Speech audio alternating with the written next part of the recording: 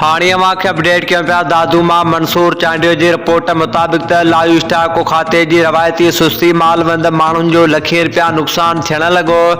दादू ज़िले में चौपाए माल में बीमारियूं फैलिजी वयूं, क़ीमती नस्ल जूं 3 बकरियूं मरी वयूं। केतिरो ई चौपाए माल बीमारियुनि जे वर चढ़ियल लाइव स्टॉक खाते जा अमलदार निंड सुतल। ख़ुदाबाद जे ॻोठ हमज़ो ख़ुश्क वासी अब्दुल हमीद ख़ुश्क जे नायाब नस्ल जूं 3 बकरियूं बीमारी सबबि मरी वयूं। 6 बकरियूं बीमारी में मुब्तला, 4 लख जी मालियत जूं बकरियूं बीमारी सबबि मरी वयूं आहिनि।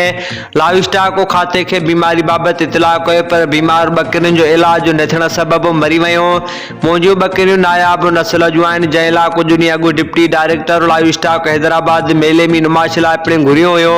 ॻोठाणी लाइव स्टॉक खाते जे आला अमलदारनि खां मुतालबो कयो त दादू जे नाअहली कंदड़ लाइव स्टॉक खाते जे मुलाज़िमनि ख़िलाफ़ कानूनी कार्रवाई करे थियल नुक़सान जो इज़ालो करे बीमार पयल बकरियुनि जो जल्द इलाज कराए इंसाफ़ फराहम कयो वञे।